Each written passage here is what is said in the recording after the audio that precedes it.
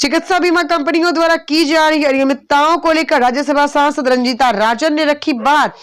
आज राज्यसभा में राज्यसभा सांसद रंजीता राजन सभापति के सामने अपनी बात रखते हुए कहा, मैं सदन का ध्यान चिकित्सा बीमा कंपनियों द्वारा की जा रही गंभीर अनियमितताओं और मनमानी भीम की ओर आकर्षित करना चाहती हूँ। रंजीत राजन ने कहा, अनेक बीमा धर्म को निराधार एवं तकनीकी कारकों का हवाला देकर अस्वीकार किया जाता है।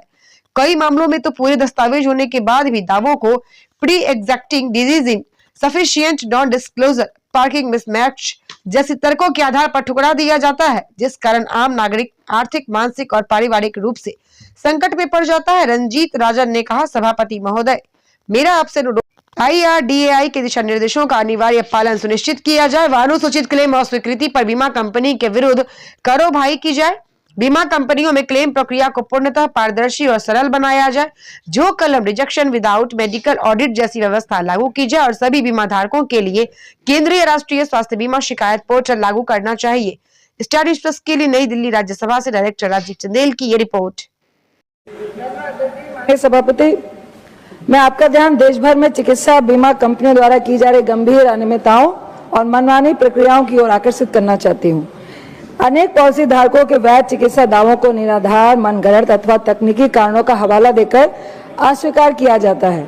कई मामलों में संपूर्ण दस्तावेज उपलब्ध होने के बावजूद दावों को pre existing disease, insufficient proof, non disclosure, package mismatch जैसे तर्कों के आधार पर अनुचित रूप से ठुकरा दिया जाता है। इसका परिणाम यह होता है कि आम नागरिक आर्थिक, मानसिक और पारिवारिक रूप से गहरे संकट में पड़ जाता है। माननीय अध्यक्ष महोदय, मैं 2 वास्तविक उदाहरण सदन के सामने रखना चाहती हूँ कि एक मरीज रात में पेट दर्द और लगातार उल्टी की वजह से इमरजेंसी में भर्ती किया गया, डॉक्टर की सलाह पर भर्ती किया गया, लेकिन बीमा कंपनी पे जब क्लेम किया गया तो उन्होंने बोला, आप रात में क्यों भर्ती हुए, आपको सुबह OPD में जाना था, उसके क्लेम को रद्द कर दिया गया। क्या ये कंपनियां डॉक्टर से ज्यादा जानती हैं क्या उन्हें रात में एडमिट करना है कि दिन में? दूसरा और अत्यंत पीड़ादायक मामला है कि एक व्यक्ति को जिसने 2 साल पहले स्वास्थ्य बीमा कराया था, 2 साल के बाद उसको कैंसर की बीमारी है डॉक्टर कहते हैं, लेकिन बीमा कंपनी वाले कहते हैं कि आपने पहले प्रिस्क्रिप्शन छिपाई है, आपने जानबूझकर क्लेम लेने पर यह नहीं कहा कि आपको कैंसर है। तो क्या इस तरह जो बीमा कंपनी वाले हैं जो मिसयूज कर रहे हैं लोगों का, ये उनका बहुत बड़ा आघात है। ये जो मरीजों को दोषी ठहराया जा रहा है बीमा कंपनियों के द्वारा, यह अमानवीय प्रवृत्ति है। स्थिति यह है कि पॉलिसी बेचते समय कंपनियां न्यूनतम कागज मांगती हैं, लेकिन क्लेम के समय 15-20 तकनीकी आपत्तियां लगाकर दावे खारिज कर दिए जाते हैं। क्या यह मिस सेलिंग और अनफेयर ट्रेड प्रैक्टिस नहीं है? साथ ही RDAI की शिकायत व्यवस्था बीमा भरोसा IGMS कागज पर जितनी प्रभावी दिखती है सर, जमीनी स्तर पर उतनी ही निष्क्रिय साबित हो रही है।